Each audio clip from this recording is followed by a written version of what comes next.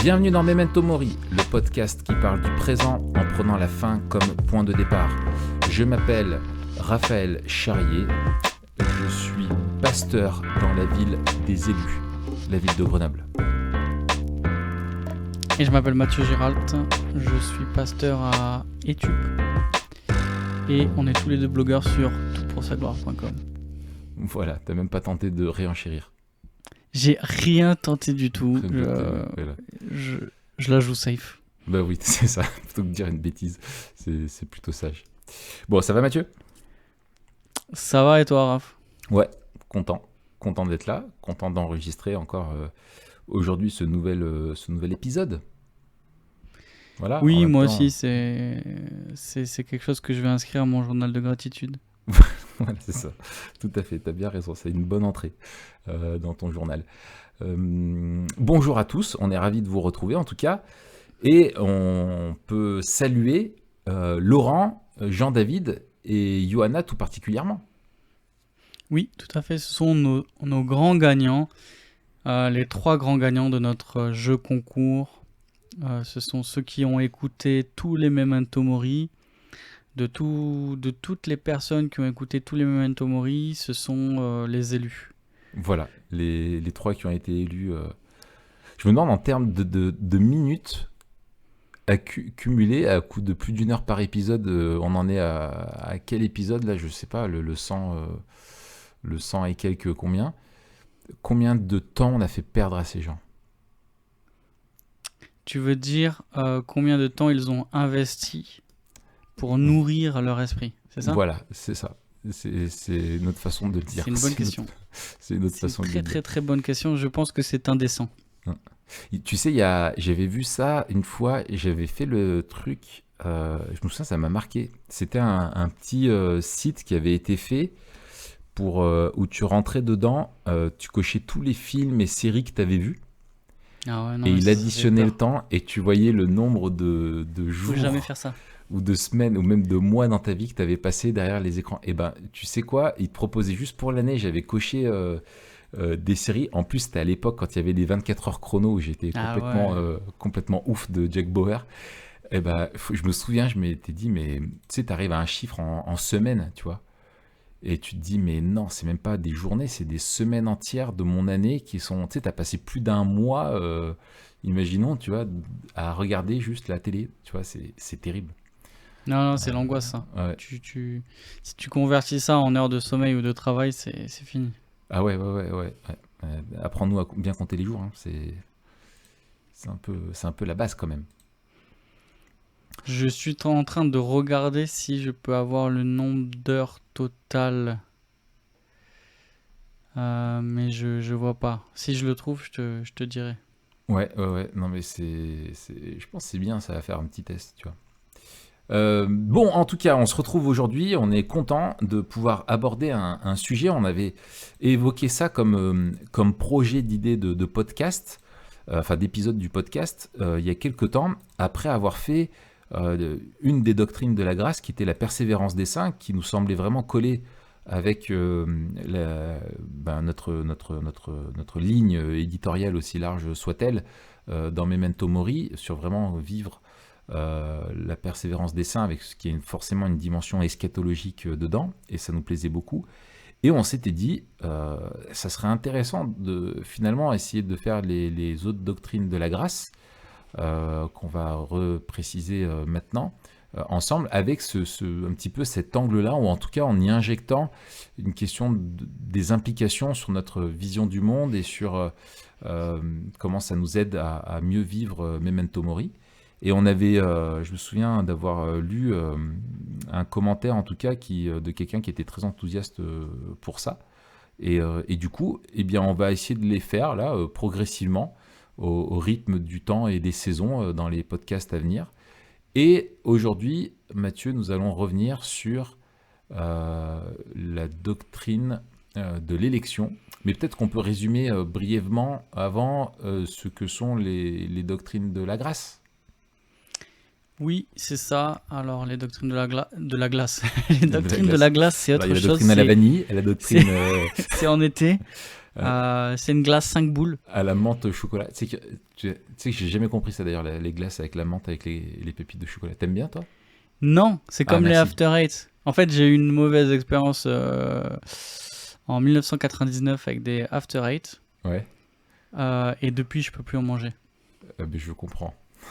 Parce que quand on vomit un After Eight, ça peut être très bon. Oui, c'était un mélange d'After Eight et de Fisher. Donc c'était une expérience très douloureuse. L'horreur. Je m'en rappelle encore. C'était au temps de la tempête. Ouais. Chez nous, là, tu te rappelles, en 99, il y a eu la tempête. Oui. Bah, Oui, nous, tout dans à le fait. sud-ouest, mon gars, c'était l'apocalypse. Ouais. J'étais chez mes grands-parents, c'était l'apocalypse. C'était celle qu'il y avait eu avant Noël, là. C'est ça? C'est ça, Ouais. juste avant Noël. À Noël, en fait, Ouais. le 23, je crois, il y avait eu ça. Mm. Ou... Ouais, je me ouais, souviens le 23 ou même le des 24. arbres arrachés, même ici, ça avait été Exactement. impressionnant. Ouais. Et moi, j'étais chez mes grands-parents, il n'y avait pas d'électricité pendant 2 semaines, je crois. Oh là là. Pas d'eau chaude, c'était vraiment un truc de ouf. Mais c'était assez marrant parce Il que y avait c'était que en de mode la fichière à survivaliste. boire Il n'y a que de la fichière et des After Eight à manger. Ça fait une indigestion, t'as Exactement. vomi. Bon, ça va parce que tu sais, il y avait le plein qui avait été fait pour Noël, donc Ah oui, t'étais. tu manges aux T'étais dedans, chandelles, mais tu manges que des trucs de ouf. Non, il y avait des ficheurs, des After Eight et des escargots au beurre que je peux plus en manger. Je peux plus en manger, c'est Oh fini. là là là. Ah, c'est C'est terrible. fini. Enfin bref, pourquoi? Ah oui, la glace. Les doctrines de la grâce. Oui, voilà. Les doctrines de la grâce, c'est un nom qui vient résumer des doctrines qui sont fondamentales dans la théologie calviniste, enfin ce qu'on a appelé la théologie calviniste, et en fait qui est plus particulièrement la théologie des canons de Dordrecht, donc qui a développé 5 points en particulier de doctrine concernant le salut. Donc on se rappelle, hein, dans notre vision biblique du monde, il y a la création, c'est Dieu qui crée toute chose pour les buts qu'il s'est fixés. La chute, où on voit que l'homme désobéit à Dieu et que le plan de Dieu est altéré du point de vue humain. Et ensuite la rédemption, et c'est là où on va parler du salut en fait, c'est ce que Dieu met en place pour pouvoir sauver l'humain qui est devenu pécheur. Et c'est donc dans cette doctrine de la rédemption, dans cette doctrine du salut, qu'on va parler des doctrines de la grâce. En fait, c'est un moyen simple de résumer quelques doctrines, à savoir, 1, la dépravation totale de l'homme. Donc en fait, là, on vous donne le menu aussi hein, des prochains épisodes. On parle de dépravation totale de l'homme. En une phrase, tu veux résumer, Raph ? Oui, c'est la doctrine qui est en train de... La dépravation totale qui veut décrire l'état spirituel de l'homme et les conséquences de la chute. On en avait parlé, je pense, hein, dans notre podcast sur la chute. Donc, elle souligne l'incapacité à l'homme de pouvoir et vouloir se rapprocher de Dieu, pour faire simple. Et elle décrit aussi l'état spirituel de son cœur et de sa rébellion contre Dieu. Ouais. Donc ça, c'est ouais, c'en est une. Voilà. Après, il y a justement l'élection inconditionnelle. Ça, c'est ce dont on va parler aujourd'hui. Voilà, ça va être la question de d'où vient finalement quel est le fondement, l'origine de notre salut. C'est un peu le premier domino. On y reviendra. Exact, ouais. Ensuite, on a l'expiation définie. Voilà, là, c'est pour qui Christ est-il mort finalement. Ensuite, on a l'appel efficace. Ça va être là, comment est-ce que Dieu, par le Saint-Esprit, va-t-il surmonter justement notre état de dépravation totale? Comment est-ce que Dieu lui va pouvoir venir nous sauver et nous appliquer les bénéfices à son peuple de la croix? Et après, il y a la persévérance des saints. Donc ça, on l'a déjà traité, voilà. On vous le mettra en lien. C'est en quoi finalement consiste notre salut, quoi, finalement. On est conservé jusqu'à la fin. On appelle ça les doctrines de la grâce parce que dans chacune de ces doctrines, donc il va parler soit de l'état de l'homme qui a besoin d'être sauvé, soit de la motivation de Dieu pour les sauver, le moyen que Dieu va employer pour les sauver, et le fait qu'il les garde jusqu'au salut final. Dans tout cela, en fait, ces doctrines veulent souligner une seule et même chose, qui est que c'est la grâce de Dieu qui est la motivation, le moyen et la fin du salut. C'est-à-dire que ces doctrines de la grâce veulent souligner la beauté, la nécessité et la suffisance de la grâce de Dieu. Donc à chaque fois qu'on va parler de ces doctrines de la grâce, et moi j'aime beaucoup ce terme-là, ces doctrines de la grâce, on est en train de parler de la grâce de Dieu. Et ça, je trouve que c'est important de bien s'en rappeler, de bien le définir comme cadre, parce qu'on peut avoir parfois des discussions qui vont être un peu techniques. Alors on va essayer de ne pas trop l'être, mais en général, quand on parle de ces sujets-là, ce sont des sujets qui sont parfois polémiques, ou en tout cas qui attisent les discussions. Il faut dire qu'on n'est pas tous d'accord avec, entre frères et sœurs sur ces doctrines-là. Mais il faut rappeler, avant d'entrer dans le détail de l'épisode d'aujourd'hui, qui est pas la question la plus facile, celle de l'élection, et on va en parler. Il faut rappeler que tout cela, justement, se place dans le cadre de la grâce. Et donc, à chacune de ces discussions, on va parler de la grâce de Dieu. Et ça, je pense, c'est important de le rappeler. Ouais, c'est ça. C'est que dans vraiment la vision calviniste, réformée du plan de la rédemption, Dieu est vraiment au centre. Et la gloire de Dieu est vraiment au centre de tout. Et tout dépend, et ça pousse l'homme à accepter de reconnaître la façon dont Dieu révèle les choses, et on va le voir avec l'élection, qui est peut-être contre-intuitive sur le moment, mais c'est Dieu qui est le Dieu du salut, et il sauve comme il entend sauver. Et ça nous pousse finalement à nous confier sur justement en la seule grâce de Dieu, et à rejeter toute forme de confiance en nous-mêmes pour notre salut, et de voir vraiment Dieu à l'œuvre, et ça lui renvoie à lui aussi toute la gloire. Et donc on va se poser certaines questions aujourd'hui sur la doctrine de l'élection. Finalement, moi, là, je suis en même temps en train de faire une série d'enseignements là, dans le groupe de formation qu'on a à l'église. Et je m'étais posé la question, tu vois, de comment commencer, parce que c'est vrai que dans l'ordre habituel, dans la doctrine, dans l'explication des doctrines de la grâce, traditionnellement, on va dire, on commence par la question de la dépravation totale, pour expliquer l'état de l'homme. En gros, on dit voilà le problème de l'homme, et ensuite voici le plan de Dieu pour le sauver. Doctrine de l'élection, etc., etc. Et en réfléchissant, moi j'ai choisi une autre pédagogie qui était finalement plutôt qui se rapproche de ce qu'on appelle l'ordo salutis, dans une approche plutôt de théologie, d'application dans la logique, dans le temps et dans l'histoire, comment les séquences du plan de la rédemption se déroulent. Et finalement, en fait, tout commence avant la fondation du monde par l'élection. Et en fait, comme je disais tout à l'heure, le premier domino qui engendre les autres, c'est-à-dire que s'il n'y a pas de doctrine de l'élection, il n'y a pas le reste dans le plan de Dieu. Et bien, finalement, j'ai décidé d'aborder d'abord, moi, la doctrine de l'élection. Ouais, je pense que c'est intéressant de faire comme ça.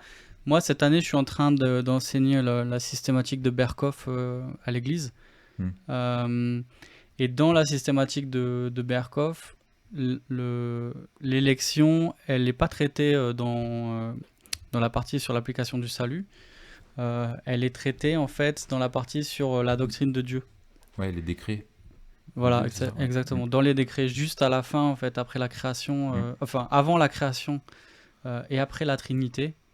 C'est-à-dire qu'une fois qu'on a parlé de des noms, des attributs, de la nature de Dieu et de la doctrine de la Trinité, on a ce chapitre sur les décrets divins qui vient clore en fait la partie sur la doctrine de Dieu avant même la création. Et donc Mm. c'est vrai qu'on parle on parle de l'élection avant la création, comme tu le dis, et il me semble que c'est intéressant, sinon à chaque fois on est en train de faire des flashbacks, et puis ça, ça place la question de l'élection au milieu des autres décrets, ou alors au milieu des autres aspects du décret. Ouais, tout à fait. Puisque l'élection, en fait, est un décret de Dieu en tant que tel. C'est-à-dire que c'est un choix de Dieu avant, c'est une chose que Dieu a décrété, décidé en lui-même. Comme il décide de toute chose, il décide aussi du coup de ce qu'est le salut et de comment il va être opéré, et de qui il sauve, etc. Et c'est un des décrets de Dieu. Et moi, je trouve que ça a vraiment du sens aussi de le faire comme ça, même si quand tu n'as pas vu après la question du péché dans le détail aussi, et que tu as et c'est le danger, je pense, qu'on a quand on étudie les doctrines de la grâce, c'est d'être finalement concentré sur l'une en oubliant le reste. Parce que les doctrines de la grâce se renvoient les unes aux autres et nous permettent, et on les comprend bien aussi en les regardant au travers des autres. Ouais, c'est ça. Et notamment sur la doctrine de l'élection aussi. Et c'est le danger que tu peux avoir quand tu isoles une doctrine. Et on le voit d'ailleurs, c'est pas comme ça que Dieu a choisi de se révéler. Faire ce travail-là des doctrines de la grâce, tu le disais tout à l'heure, c'est une synthèse doctrinale faite par l'Église dans l'histoire pour répondre à certaines problématiques et défis qui lui étaient posés. Mais Dieu, lui, dans le plan de la révélation, se révèle au travers de récits dans le temps et l'histoire, et pas comme un dictionnaire de théologie, mais il y a des enseignements qui sont donnés, et c'est faire la synthèse de ces enseignements-là qui nous permet de dégager ces doctrines-là.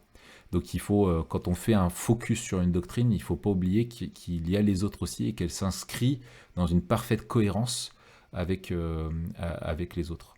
C'est ça, et c'est ce qui pour moi euh, font de la beauté Ah des oui, doctrines de la grâce. Je ah ouais, trouve que on peut parler de beauté en théologie de la même manière qu'on peut parler de beauté en mathématiques quand on a une belle formule, ouais, celle qui dira peut-être le plus simplement, il y a une espèce d'élégance, tu vois, dans la formulation. Et ici, il y a une beauté de la cohérence, et il y a une cohérence interne à l'articulation des doctrines entre elles, mais aussi une cohérence avec la révélation biblique. C'est-à-dire ouais. que euh, quand moi j'ai découvert les doctrines de la grâce, assez tard finalement, j'ai découvert ça à l'IBG.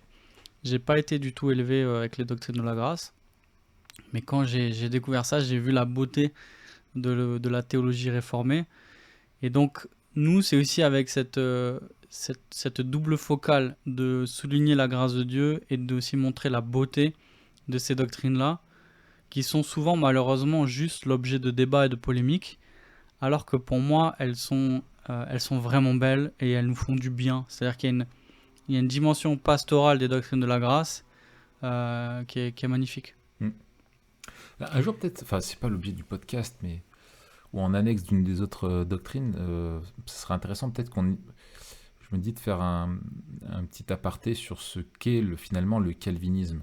Parce que Hmm. beaucoup de personnes justement le limitent à ces 5 points de la doctrine, et peut-être ceux qui vont faire des débats en particulier. Et bon, ils sont tous obligés de débattre, tu me diras, mais finalement sur une dispute au sens vieux du terme, hein, de discussion des questions techniques, alors que c'est pas du tout ça, hein. C'est vraiment une question, et tu le vois même comme les théologiens réformés en parlent, c'est vraiment une question de vision du monde, quoi, Ah, et tout à de la fait. place de Dieu dans son rapport à la vision du monde. Et ça, peut-être, ça vaudrait le coup qu'on fasse un truc là-dessus. Ouais, carrément. Ouais, Alors, en attendant, si ça vous intéresse, on vous conseille le livre d'Abraham Kuyper qui a été récemment traduit chez Kerygma, qui s'appelle Essai sur le calvinisme. ouais, Et là, vous aurez un bon aperçu déjà du calvinisme comme système, comme vision du monde. Et pour commencer, vous pouvez lire aussi la série qu'on a faite, qui est en fait la préface écrite par Yannick Imbert, et qui présente un petit peu l'homme Abraham Kuyper, et puis sa théologie. C'est vraiment Kuyper, hein, c'est le papa un peu des néo-calvinistes, c'est-à-dire cette mouvance des calvinistes hollandais du 19e siècle qui a donné énormément de grands théologiens, tu vois, les Bavinck, ceux qui ont les Berkhoff, ceux qui ont tous les Dooyeweerd, toute la branche Van Til, etc. Et donc on leur doit beaucoup, donc c'est un bon point de départ. Peut-être avant d'attaquer la doctrine de l'élection, on va beaucoup parler de décret. Je te propose de prendre la définition, parce que peut-être les gens ne sont pas non plus familiers avec ce terme de décret. Le petit catéchisme de Westminster qui demande qu'est-ce que les décrets de Dieu ? La réponse, les décrets de Dieu sont le dessein éternel par lequel, conformément au conseil de sa volonté, il a, pour sa propre gloire, ordonné d'avance tout ce qui arrive. Donc, il y a plusieurs choses qui sont intéressantes de souligner comme point de départ de notre conversation. Dessein éternel. Ensuite, pour sa propre gloire. Et ensuite, ordonner d'avance tout ce qui arrive. Et quand on parle de la souveraineté de Dieu, quand on parle de la providence de Dieu, c'est des doctrines qui nous sont chères à Memento Mori. On a fait aussi un épisode sur la providence. Et on cite souvent cette phrase, il n'y a pas un grain de poussière qui vole dans la lumière, dont le mouvement ou dont le déplacement n'a été ordonné par Dieu. On est en train de dire que Dieu a ordonné de toute éternité tout ce qui arrive dans les moindres détails. Donc quand on parle de décret, on parle de ça. Et donc ça va concerner aussi bien la providence en général, tout ce qui arrive dans le monde, mais aussi l'élection en particulier, dans là ce qui nous intéresse, cette doctrine du salut. C'est ça. C'est que Dieu ordonne aussi justement le petit détail justement jusqu'au grain de sable, où est-ce qu'il est positionné sur une plage. Il décrète quand il y a un cheveu qui tombe de notre tête, et il décrète aussi... Il y a beaucoup de décrets nous concernant d'ailleurs, Raph. Oui. Tout à fait. Et justement, on voit que Dieu décrète, des fois, il y a quelque chose de mystérieux, hein, il décrète plus chez les uns que chez les autres. C'est ça. Mais je pense que c'est pour augmenter notre charisme. Exactement. Voilà, tu vois. Voilà. D'ailleurs, j'avais entendu il n'y a pas longtemps, il y a un gars qui avait fait un truc, ça avait fait un petit peu un espèce de petit buzz sur Brut. Tu sais, où tu as souvent parfois des personnes qui viennent un peu en mode victime, et c'est bien, ça donne une tribune. Et le gars, en gros, était chauve et se plaignait de ça. Et il disait, en fait, quand tu deviens chauve, tu es privé de ta masculinité. Ah bon ? Et en fait, il a eu une avalanche derrière de photos de mecs, tu sais, de Dwayne Johnson, tu sais, The Rock, qui était Bruce de Bruce Willis, de voilà, tous les badass, ils sont chauves. c'est ça, ouais. Tous les gros mecs. Comment il s'appelle sont chauves. le transporteur là. Jason Statham, Vin Diesel. Ouais, voilà, enfin voilà, tu vois, et t'avais que des photos comme ça qui étaient mis, et lui qui commençait à être un peu chauve, qui avait le gabarit de mon fils Samuel qui a 8 ans, tu vois, et du coup c'était marrant, quoi. Ouais, je comprends. C'était bien rigolo. Enfin bon, bref, du coup tout ça, on en était où ? On en était au décret. Oui, donc les décrets. Et donc oui, donc Dieu décrète à propos de toute chose, rien n'est en dehors de sa volonté et de ses décisions, il n'y a rien qui puisse se produire qui ne relève pas de ses décrets. Et donc Dieu aussi a planifié le succès de son plan de rédemption en vertu de sa grâce souveraine. Et c'est ça finalement que souligne la doctrine de l'élection, c'est que la grâce de Dieu est vraiment souveraine. Elle relève de lui, et je pense que le défi, quand on parle de l'élection, et le débat qu'il peut y avoir avec les chrétiens, finalement, c'est, et même quand on découvre le texte biblique pour la première fois, c'est la question dans la Bible n'est pas de savoir s'il y a l'élection. Souvent, moi, j'ai entendu des personnes, des discussions qui disent « mais moi, je ne crois pas en l'élection ». Moi, je leur ai dit, tu ne peux pas dire que tu ne crois pas en l'élection, mais tu dois croire quelque chose à propos de l'élection. L'élection est dans les Écritures, et du coup, la question n'est pas de savoir si c'est une doctrine qui est biblique ou pas, mais de comprendre à qui ou à quoi l'élection est conditionnée. Nous, on a l'habitude, quand on est en France, que l'élection, on pense aux élections politiques, elles sont conditionnées au vote de personnes qui choisissent selon certains critères. Mais à quoi est conditionnée l'élection dans la Bible? Tout à fait. Et c'est là où va y avoir des discussions. Alors, Mm. on va pas présenter à chaque fois tous les termes des débats, c'est pas ça qui nous intéresse. On Mm. va surtout présenter ce que l'on croit en fait, Mm. et ce qui est défini par les doctrines de la grâce quand on parle d'élection. Alors voilà, si justement on pose la première question, qu'enseigne la doctrine de l'élection? Comment on peut simplement dire peut-être en une ou deux phrases ce qu'elle enseigne et puis après on développe. Ouais. Comment tu le résumerais toi? Alors, la Bible décrit l'élection de Dieu comme étant une élection qui est inconditionnelle, au sens qu'elle ne dépend que de la volonté de Dieu, indépendamment de nos mérites ou de quelconque acte. Personne n'en mérite l'honneur d'être un élu, mais c'est Dieu qui choisit de sauver des personnes totalement incapables de pouvoir ou vouloir par eux-mêmes être sauvés, sans chercher Dieu à la base. Mais Dieu les a choisis de toute éternité sur la seule base et unique base de sa souveraineté, de son conseil bienveillant en lui-même. C'est une décision qui n'est influencée aucunement par l'extérieur.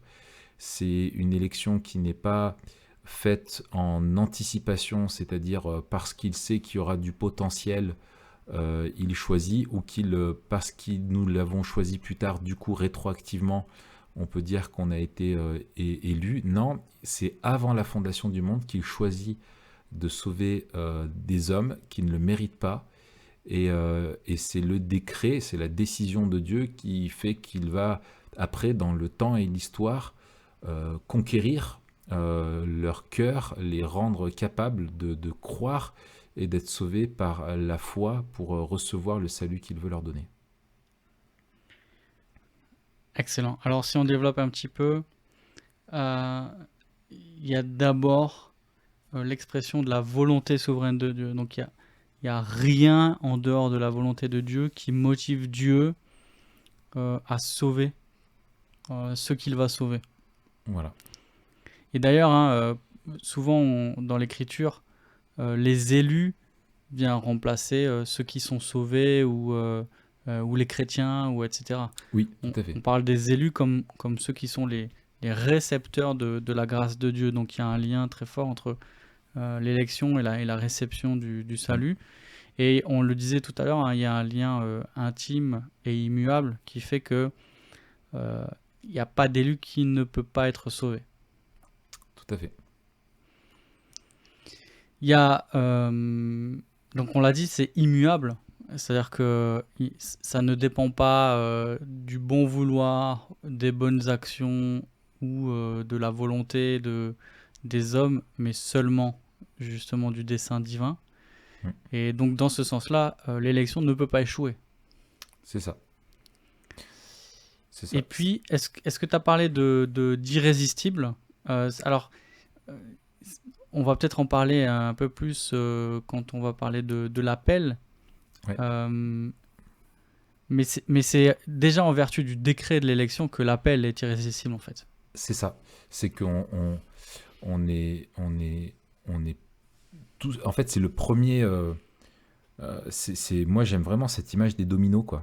C'est le premier domino qui tombe et qui fait que les autres vont venir. Alors, je m'étais posé, moi, la question, en fait, du lien entre les doctrines de la grâce et la doctrine de l'union avec Christ, parce qu'il est dit que Dieu nous a élus, que toute bénédiction, c'est Éphésiens chapitre 1, verset 3, qu'on a été bénis de toutes les bénédictions spirituelles en Christ, et qu'on a été bénis, enfin élus avant la fondation du monde pour que nous soyons saints sans défaut devant lui. Il nous a prédestinés par Jésus-Christ à être adoptés selon le dessein bienveillant de sa volonté, etc. Et en fait, on a été, il est dit que voilà, on a été mis à part en lui. Donc dans cette union-là. Et alors, bon, c'est un truc un peu de nerd sur cette question-là, mais finalement, ce qu'on peut comprendre de tout ça, c'est qu'il y a un décret qui est éternel, qui nous est tous les décrets qui concernent la rédemption, et l'union en Christ est décrétée aussi, mais elle est décrétée, donc on est élu en lui, donc choisi en Christ, et Christ comme étant le moyen de nous sauver, son œuvre à la croix, mais c'est quelque chose qui sera effectif, c'est décidé et préparé avant la fondation du monde. Christ est l'agneau immolé avant la fondation du monde, mais ce sera effectif pour nous, ça s'accomplira dans notre vie, dans le temps et dans l'histoire, mais tout ce qui est décrété arrive. Donc il n'y a aucune déperdition entre les dieux, parce que c'est Christ qui décide de venir mourir et qui accomplit le plan. C'est le plan de Dieu de venir nous sauver. Et puis c'est beau aussi parce que ça fait le lien entre Christ, le médiateur de la rédemption, et son peuple. Oui. Et en fait, il vient pour sauver son peuple. Il vient pour sauver ce que Dieu lui donne. Et donc, il y a un lien inaliénable et indéfectible entre Jésus et les siens. Ouais. Et ça, c'est beau parce qu'on voit effectivement que d'éternité en éternité, la persévérance des saints, comme on l'avait dit dans notre épisode, elle dépend déjà de l'élection, en fait. C'est parce que Dieu nous a choisis et que son dessein d'élection est immuable qu'il va nous faire persévérer jusqu'à la fin, et que on ne peut pas être séparé de Christ. Donc, plutôt que de voir ça d'un point de vue humain, comme une succession d'événements avec à chaque fois des nouvelles données, on a une vision un peu plus globale du salut, et on va le voir tout à l'heure, notre confiance augmente, parce que la cohérence, elle est encore plus belle, encore plus forte, entre l'élection d'un côté et puis la persévérance des saints de l'autre. Oui. Alors, on l'a dit, cette doctrine, elle est difficile à accepter. On va dire pourquoi. Qu'est-ce que tu entends le plus souvent, justement, quand tu parles de la doctrine de l'élection? Qu'est-ce qui heurte les gens? Alors là, il faut aussi reconnaître, après je te laisse parler, c'est aussi ton podcast. Oui, bien sûr. Il faut reconnaître que là, il faut aborder cette question avec prudence, parce que déjà, elle n'a pas toujours été bien abordée. Oui. 2, les gens n'ont pas toujours en fait une idée juste de ce qu'on entend par le décret d'élection. Et enfin, il y a des fondements, il y a des présupposés de base qu'on doit avoir pour bien accepter et bien comprendre le décret de l'élection.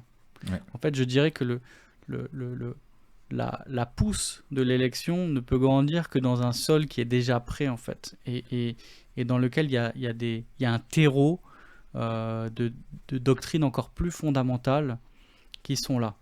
Ouais.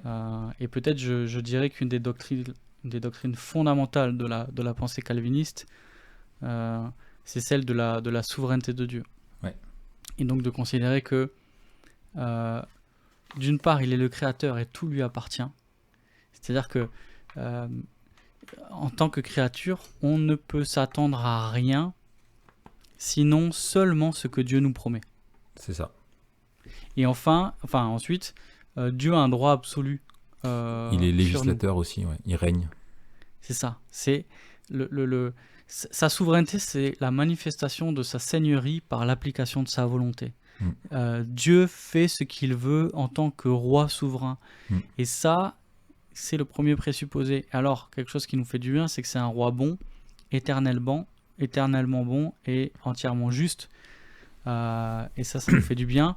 Mais néanmoins, il règne. C'est lui le roi, c'est lui qui décide. C'est ça.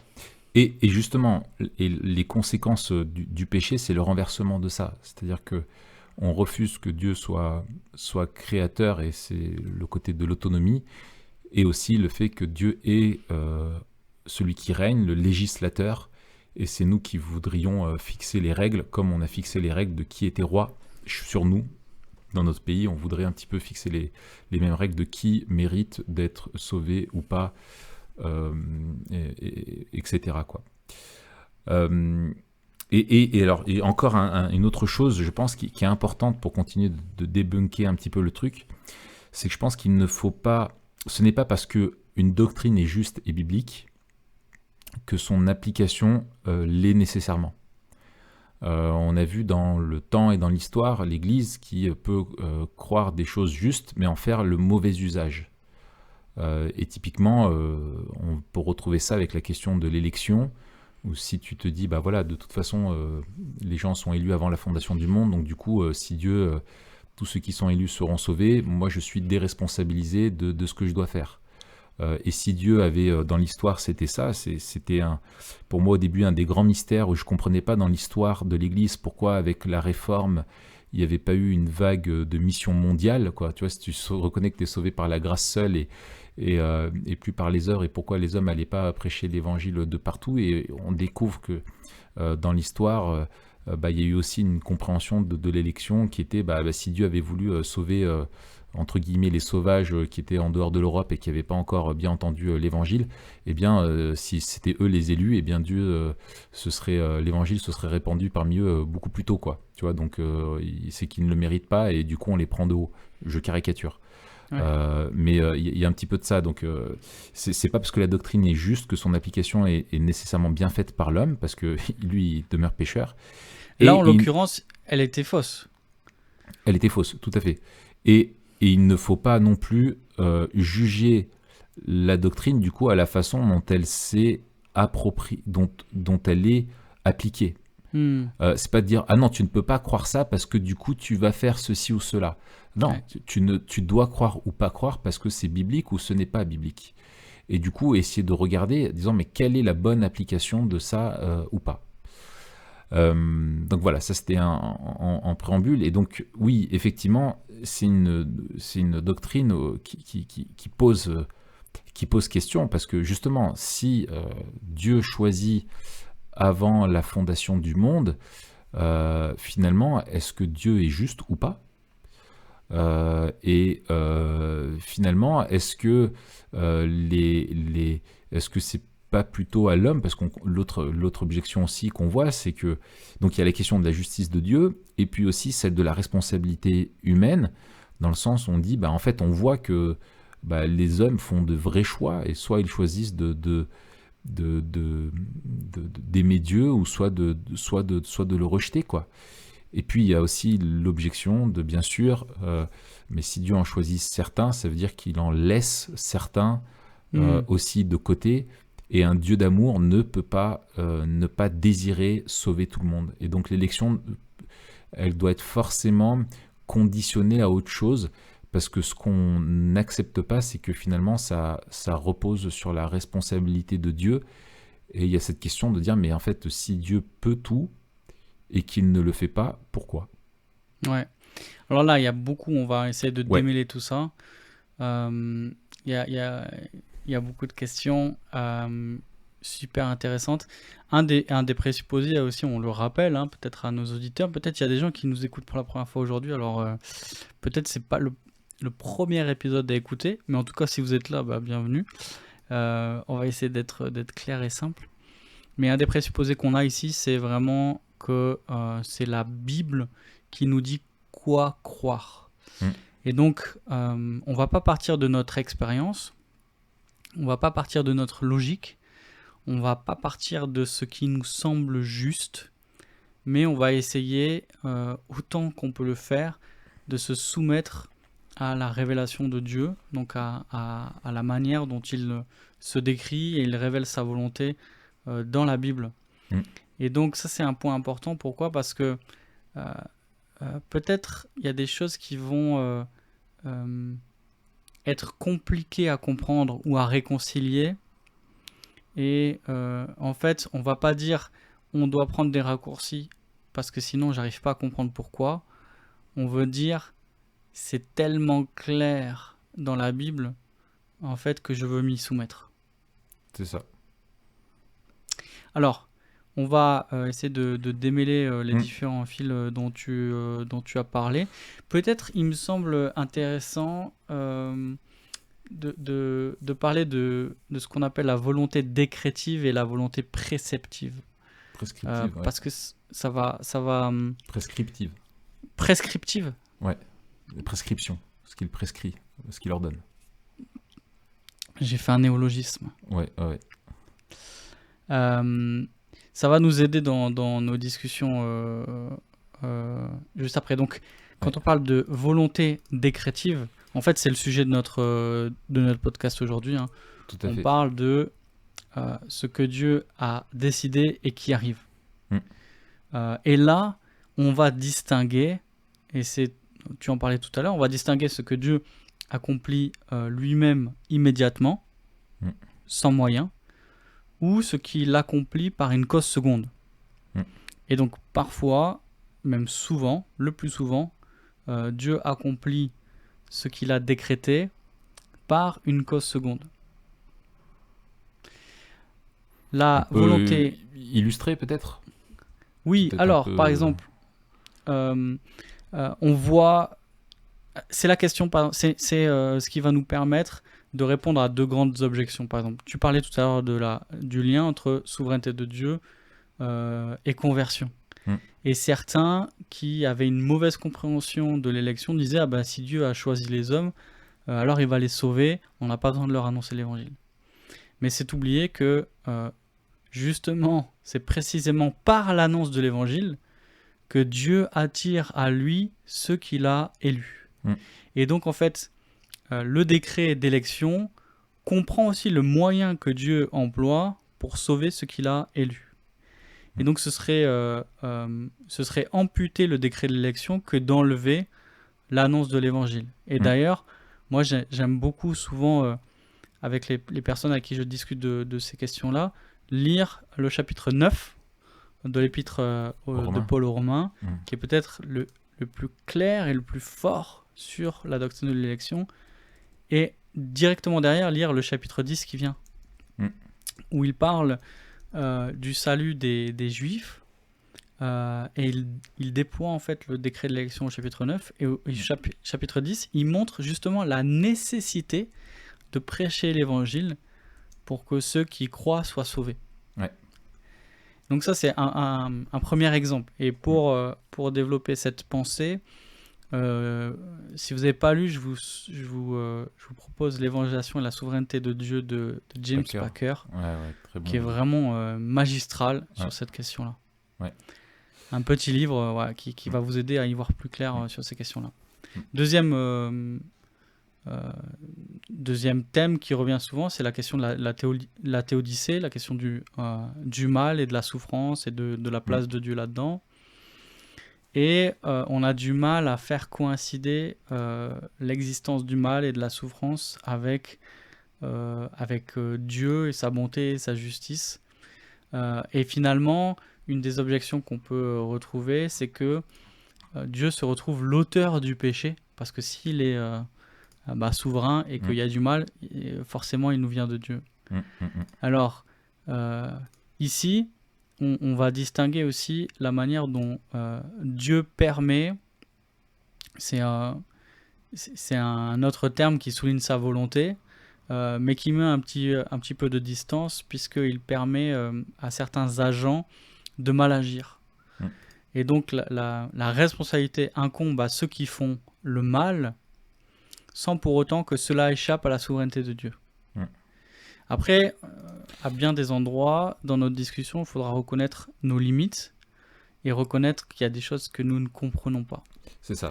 Et c'est là où... La volonté décrétée de Dieu s'accomplit quand sa volonté qui est prescrite, sa volonté morale par exemple, ce qu'il nous demande de faire est obéi, mais même quand elle est transgressée. Ouais. Et quand elle est transgressée, c'est la responsabilité de l'homme, puisqu'il y a cette volonté qui est prescrite à l'homme de lui obéir. Mais ça n'empêche pas à Dieu d'accomplir ses desseins. Et en fait, quand on y réfléchit, c'est quelque chose qui est encourageant, même s'il y a quelque chose dans ce que tu dis, et tu as complètement raison, qui est totalement mystérieux et opaque pour nous et qui nous déplace. Mais Dieu est plus grand que nous, on ne peut pas comprendre Dieu, seul lui peut le faire. Mais il y a quelque chose de quand même, une application qui est vraiment réconfortante pour nous, c'est que finalement Dieu n'est pas obligé, Dieu n'est pas soumis à notre obéissance pour pouvoir agir dans ses plans. Malgré notre rébellion, Dieu arrive à ses fins. C'est ça. Et ça, c'est essentiel. J'aimerais te citer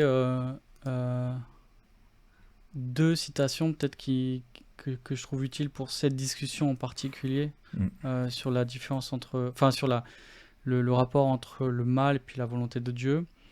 Le premier, c'est Berkhoff, dans sa systématique, il nous dit « Le problème de la relation de Dieu avec le péché reste pour nous un mystère que nous ne sommes pas en mesure de résoudre. » Ouais. Et donc là, il y a ce qu'Henri Blocher appelle le mystère opaque. Il y a la fin de notre possibilité de penser, de résoudre toute chose. Mais il ajoute, et c'est intéressant, on peut dire cependant que son décret de permettre le péché, s'il rend certaine l'entrée du péché dans le monde, ne signifie pas qu'il s'en réjouit, mais seulement qu'il a jugé sage, pour les besoins de sa révélation, de permettre le mal moral, aussi odieux soit-il pour sa nature. Et puis une citation aussi de Calvin, qui est citée aussi par Berkhoff. Il dit « Bien que la volonté de Dieu soit la cause suprême et première de toute chose, et que Dieu soumette le diable et tous les impies à sa volonté, Dieu ne peut néanmoins pas être appelé la cause du péché, ni l'auteur du mal, et il n'est ouvert à aucun reproche. Bien que le diable et les réprouvés soient les serviteurs de Dieu et les instruments pour exécuter ses décisions secrètes, quand on parle de décisions secrètes, on parle de cette volonté décrétive, néanmoins d'une manière incompréhensible, c'est là le mystère dont parlait Berkhoff, Dieu agit en eux et à travers eux de façon à ne contracter aucune tâche de leur vice, parce que leur malice est utilisée d'une manière juste et vertueuse pour une bonne fin, bien que cette manière nous soit souvent cachée. Ouais. Et on en a l'illustration ultime de cela, c'est la croix, qui conjugue parfaitement cette volonté prescriptive et décrétive et montre comment la responsabilité humaine et la souveraineté de Dieu sont compatibles, on appelle ça le compatibilisme, et comment elle se manifeste finalement pour accomplir le décret de Dieu. Et pour moi, l'un des plus beaux exemples qu'on a, c'est comme la lecture que fait l'apôtre Pierre dans sa prédication dans le livre des Actes sur la mort de Jésus. Il dit ceci, je lis, il dit « Cet homme, donc Jésus, livré selon le dessein arrêté et selon la présence de Dieu », donc souveraineté de Dieu et décret de Dieu, vous l'avez fait mourir en le clouant à la croix par la main des impies, responsabilité de l'homme, et en même temps transgression de la volonté morale de Dieu, puisque l'homme doit aimer Dieu plus que toute autre chose, et Christ aurait dû être adoré et non crucifié. Et Pierre poursuit en disant « Et maintenant, frères, je sais que vous avez agi par ignorance, ainsi que vos chefs, mais Dieu, et c'est la volonté souveraine de Dieu, et des décrets de Dieu, donc, mais Dieu a de la sorte, donc par des agents secondaires, accompli ce qu'il avait annoncé d'avance par la bouche de tous les prophètes, c'est-à-dire les souffrances de son Christ. Car en vérité, contre ton saint serviteur Jésus, à qui tu as donné l'onction, Hérode et Ponce Pilate se sont liés dans cette ville avec les nations et avec les peuples, encore responsabilité de l'homme, et il continue pour faire tout ce que ta main et ton conseil avaient déterminé d'avance. Et donc, je trouve aussi que la croix permet toujours de faire le lien entre finalement ce que l'on vit et expérimente nous et ce qu'on peut penser, et avec la personne de Dieu. Ça voudrait dire que, enfin, parce que Dieu est quelque part aussi lui-même, subit lui-même par l'incarnation les conséquences de ses décrets. Christ est allé à la croix pour nous. Et on ne peut pas dire que Dieu décrète des choses et dont nous, on serait simplement des marionnettes et qui n'ont aucune implication. Voilà, parce que ces décrets impliquaient la croix, impliquaient que son propre Fils vienne sur terre et meure et connaisse une souffrance qu'aucun homme n'a jamais connue sur terre. Et Paul dit d'ailleurs dans 1 Corinthiens, chapitre 1, versets 15 à 20, que tout a été créé par Christ, par lui, et pour lui. Et en fait, Dieu, ce n'est pas nous qui sommes au centre du monde. Dieu n'a pas tout fait pour nous, il a tout fait pour Christ. Et le plan de la rédemption est aussi pour Christ. Et avant tout, met en perspective et permet à Dieu de faire éclater la gloire de Christ. Et effectivement, s'il n'y avait pas eu ce plan de la rédemption, on connaîtrait Dieu comme créateur, mais non pas comme rédempteur. On ne saurait pas à quel point Dieu nous aime, à quel point son amour est extrême, à quel point c'est un Dieu qui est humble, à quel point c'est un Dieu qui est parfait, à quel point c'est un Dieu qui est saint. Et tout ça, on le découvre par la venue, la vie et la mort de Christ. Aussi pour nous, et qui appelle tous les hommes justement à se tourner vers lui. Exactement, et c'est une des raisons pour lesquelles il me semble que les doctrines de la grâce soulignent d'une manière toute particulière la gloire de Dieu. La gloire de Dieu dans sa grâce, parce que les doctrines de la grâce, d'un côté, annihilent toute prétention que l'on pourrait avoir ou tout mérite que l'on pourrait avoir, et en même temps souligne l'amour abondant de Dieu à notre égard, parce que si en fait on enlève tout mérite et toute prétention de notre part, alors la seule chose qui motive Dieu, c'est son amour pour nous, et son amour qui ne dépend de rien d'autre que de lui-même. Et donc en fait on est en train de souligner sa gloire parce qu'il est le seul auteur du début à la fin de notre salut, est en train de souligner la beauté de sa grâce, parce que comme tu le dis, non seulement cette grâce et ce décret-là, il s'ancre dans son amour, mais aussi il s'effectue dans l'histoire par le sacrifice de son Fils. Et donc en fait la grâce coûte à Dieu.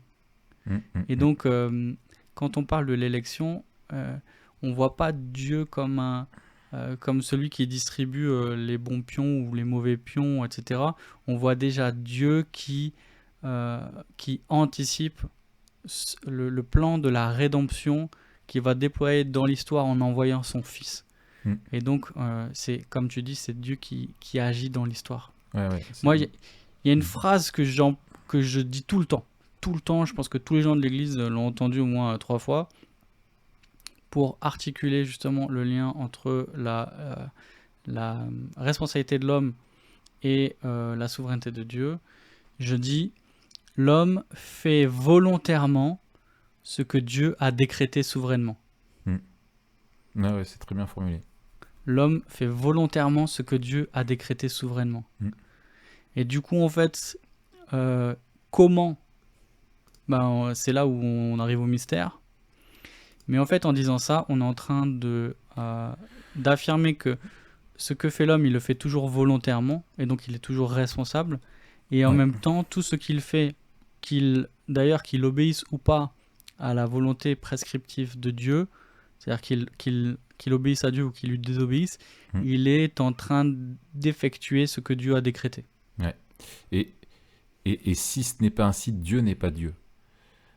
C'est-à-dire que si Dieu n'est pas souverain, surtout, et qu'il se passe des choses sur lesquelles il n'a pas le contrôle, ou c'est pas lui dont il n'est pas l'ultime cause, ou qui est en dehors de sa volonté, alors Dieu n'est pas, ce n'est pas en tout cas le Dieu de la Bible qui se présente comme étant le Dieu qui peut tout, qui sait tout, qui est le Dieu de l'histoire, rédempteur, le Dieu, Dieu. Soit tu es souverain sur absolument tout, soit tu n'es pas souverain du tout, quoi. Tu peux pas être souverain à 99,9%. C'est pas ça la souveraineté. Et puis de toute façon, je veux dire, une personne qui ne croit pas en ça, elle fait quand même face à un dilemme.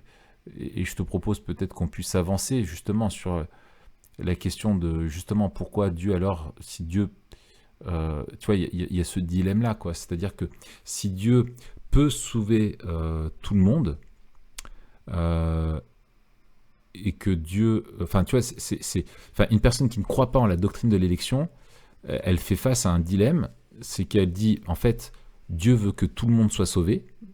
Donc si Dieu, c'est pas juste certains, mais c'est tous, Dieu veut que tout le monde soit sauvé.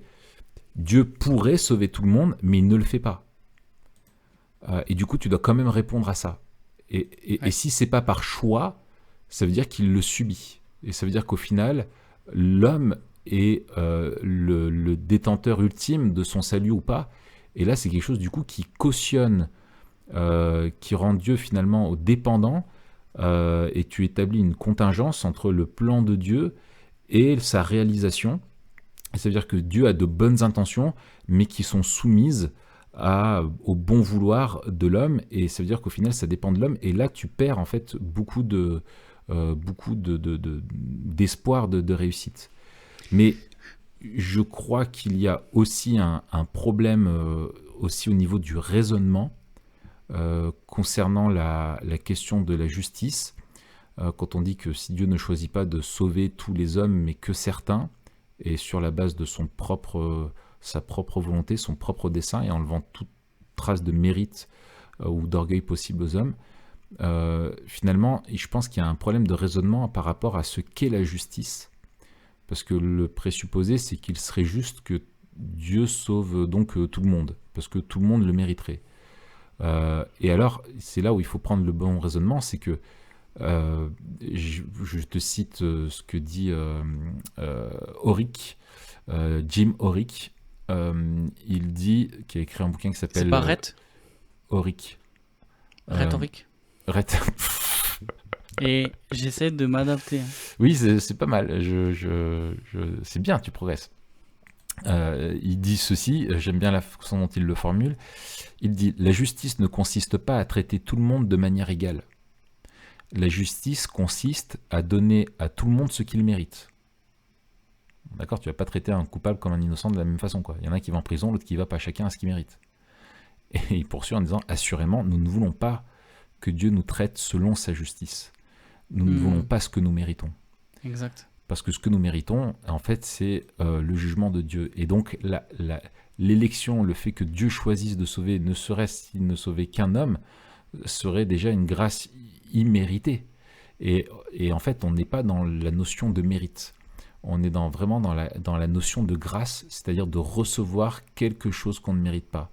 Et l'idée de l'élection de la grâce, comment elle nous est présentée dans les Écritures, c'est que aucun homme ne mérite d'être sauvé alors qu'il a été créé par Dieu et pour Dieu. Mais malgré tout, Dieu a fait le choix d'en sauver pour sa gloire. Et c'est comme ça qu'il faut, c'est comme ça qu'il faut la recevoir. C'est ça. Et puis il faut aussi, on a parlé de présupposés.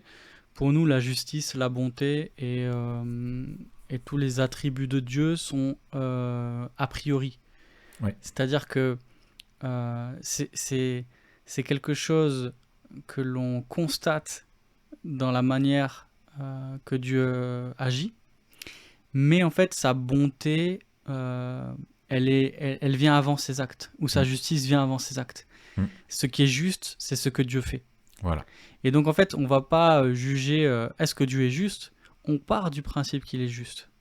Et en fait si c'était pas le cas, là encore Dieu serait pas parfait et en fait Dieu ne serait pas digne.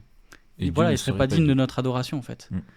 Et c'est la différence justement entre le Dieu de la Bible et peut-être d'autres dieux, si on pense au panthéon grec, etc., où il y a une dimension plus humaine des dieux, où les dieux font des erreurs, où les dieux veulent des choses qui sont mauvaises, où les dieux sont égoïstes, etc. Si on affirme que Dieu est parfaitement bon, parfaitement juste, alors il s'ensuit que tout ce qu'il fera sera parfaitement bon et parfaitement juste.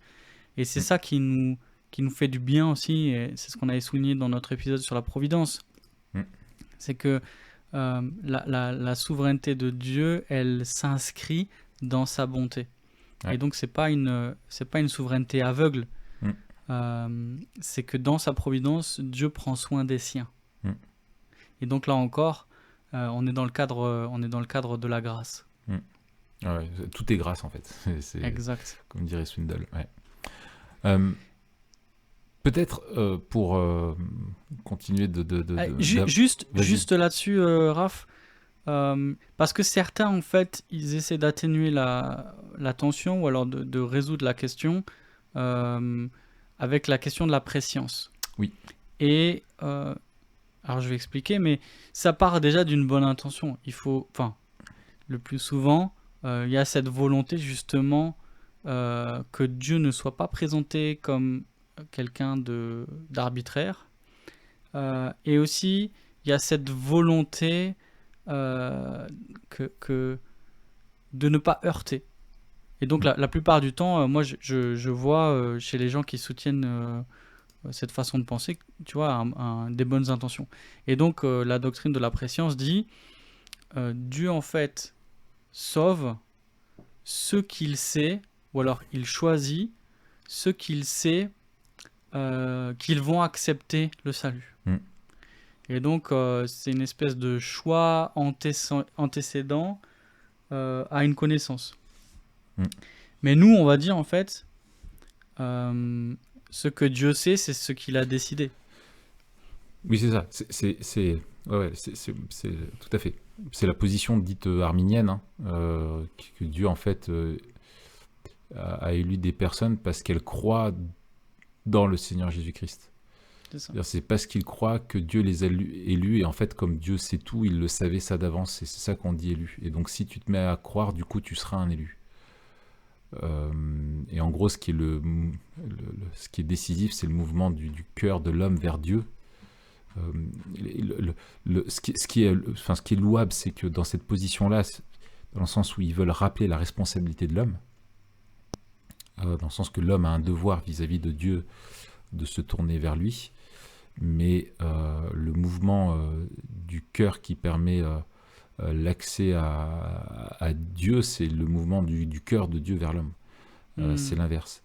Et le problème qu'on a avec cette position-là, c'est déjà un problème vis-à-vis des textes bibliques. C'est que c'est un raisonnement là qui est un petit peu, on va dire, philosophique. C'est une théologie, une réflexion qui en fait ne relève pas de ce que disent les textes. Parce que les textes sont massifs dans ce qu'ils disent, qu'en fait c'est que Dieu choisit selon le dessein de sa volonté, selon le dessein bienveillant de sa volonté, que Paul le dit, hein, quand c'est en Romains 9, je veux dire, il est parfaitement clair, hein, je peux le lire.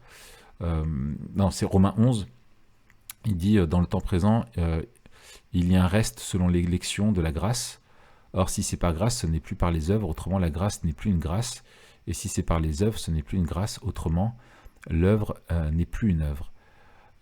Et on a plein d'autres textes comme ça, dans Romains 8 aussi, ce que Dieu nous a appelés selon son dessein. Dans Romains chapitre 9, il dit qu'en rappelant l'histoire de la naissance des enfants d'Isaac entre Jacob et Ésaü, et il prend cet exemple-là en fait où Jacob est finalement était le deuxième à naître après Ésaü, et normalement Ésaü aurait dû être selon l'ordre naturel et l'ordre humain des choses, était celui qui devait être choisi pour recevoir la bénédiction de Dieu. Mais en fait, ça s'est pas passé comme ça. Pourquoi ? Parce que Dieu a dit que c'était autrement. Et Paul dit, hein, car les enfants n'étaient pas encore nés, ils n'avaient encore fait ni bien ni mal, pourtant afin que le dessein de Dieu demeure selon l'élection qui dépend non des œuvres, mais de celui qui appelle. Il fut dit à Rebecca, l'aîné sera servi au plus jeune, selon qui est écrit, j'ai aimé Jacob et j'ai haï Ésaü. Et on voit bien là qu'il y a un choix de Dieu de choisir l'un et de rejeter l'autre, et que ça dépend aucunement de l'homme, ni qu'il savait d'avance quelque chose de que ferait l'autre. Non, en fait, ce qui se passe, c'est ce que Dieu dit qui doit se passer. C'est ce que Dieu décide. C'est ça. Et puis même les termes de préscience, le terme de préscience ou de connu d'avance, ils sont employés, hein. Mm. Mais il faut noter que c'est pas simplement l'idée d'une simple connaissance en Mm. avance de ce qui va se produire, mais c'est plutôt une connaissance personnelle ou une connaissance précise de celui qu'on a choisi d'aimer. Mm. Et donc, dans l'idée de préscience, il y a aussi l'idée d'un choix. Et d'ailleurs, c'est associé à la question de la prédestination ou du choix. Mm. Dans le texte d'Acte 2, que tu as cité tout à l'heure, je ne sais pas si tu as cité Acte 2 ou Acte 4. Oui, acte 2. Ben, il dit « Cet homme livré selon le dessein arrêté et selon la préscience de Dieu. » Romains 8, tu as cité aussi. « Ceux qu'il a connus d'avance, il les a aussi prédestinés. » Et dans 1 Pierre, on lit aussi qui sont ceux qui sont élus selon la préscience de Dieu le Père. Donc en fait, le décret d'élection ou le vocabulaire de l'élection est à rapprocher avec celui de la préscience. L'un va plus souligner le côté de la volition de Dieu, de sa volonté, et l'autre, la préscience, plutôt la dimension personnelle. Mais en fait, on ne peut pas séparer l'un ou l'autre. Voilà. Et on le verra, ça a des implications aussi, cette position de croire que c'est parce que l'homme finalement choisit Dieu que du coup il est élu. Bon, déjà, ça ne reconnaît pas comme position l'ampleur des dégâts du péché sur l'homme. C'est une implication sur la compréhension de la doctrine justement de la dépravation, hein, de la façon de l'impact, l'effet que produit le péché dans l'homme. Et finalement que l'ultime décisionnaire du salut, c'est l'homme et pas Dieu. C'est l'homme qui choisit ou pas d'être sauvé, et Dieu offre simplement, et c'est l'homme qui au final décide, et finalement ça cautionne la possibilité du salut, non sur Dieu ultimement, mais sur le pécheur. Et donc ça crée une forme de dose d'œuvre, une dose de participation, et du coup le salut n'est plus qu'une grâce seule, imméritée, envers des personnes qui ne méritent rien, quoi. Et ça nous pousse à considérer vraiment la question du péché, de son ampleur, quoi. Aussi, ce qu'il faut dire, c'est que justement, en lien toujours avec la question de la dépravation totale et du péché, c'est que au jour du jugement dernier, le cas de figure où des personnes voudraient dire « mais moi je voulais que Dieu m'a sauvé, mais Dieu ne m'avait pas choisi. Moi je voulais choisir Dieu, mais Dieu ne m'a pas choisi. » Et en fait, c'est un cas qui n'existe pas. Dieu appelle tous les hommes selon sa volonté prescriptive à se repentir. Il dit à tous les hommes qu'ils doivent se repentir de leurs fautes et lui demander d'être sauvés. Et les Écritures aussi déclarent que Dieu ne rejette personne, ne rejette pas le pécheur qui vient à lui au nom de sa grâce.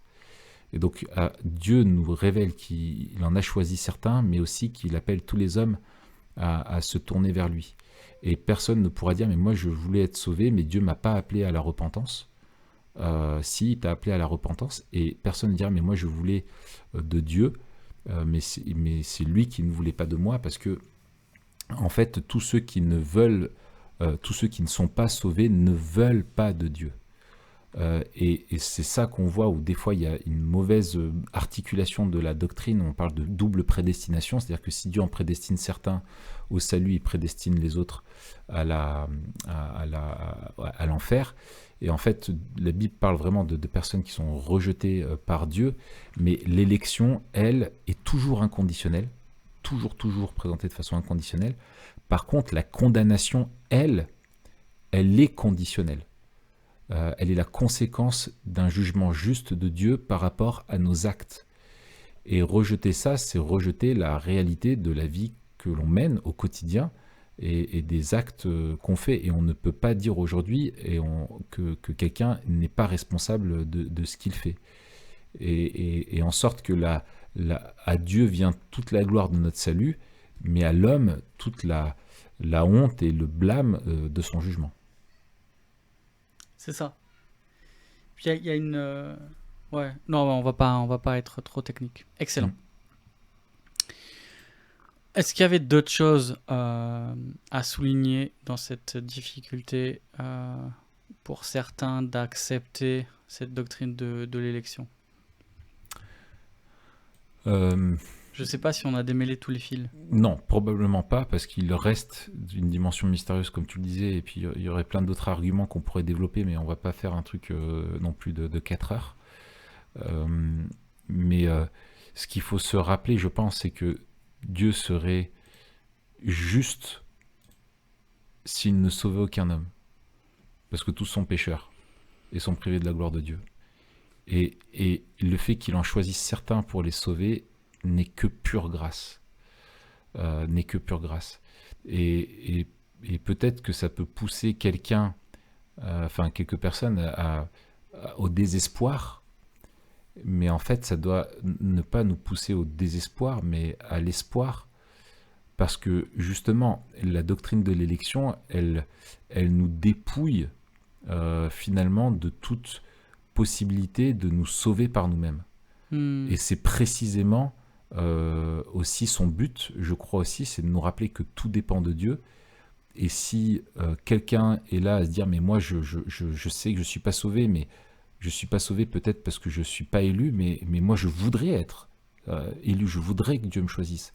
Et bien la bonne nouvelle, c'est que Dieu appelle tous les hommes à se repentir et qu'il ne rejette personne. Et si tu crois dans ton cœur que Christ est mort, et si tu confesses qu'il est ressuscité, alors tu seras sauvé. Et tu n'as qu'à placer ta foi en Dieu pour être sauvé.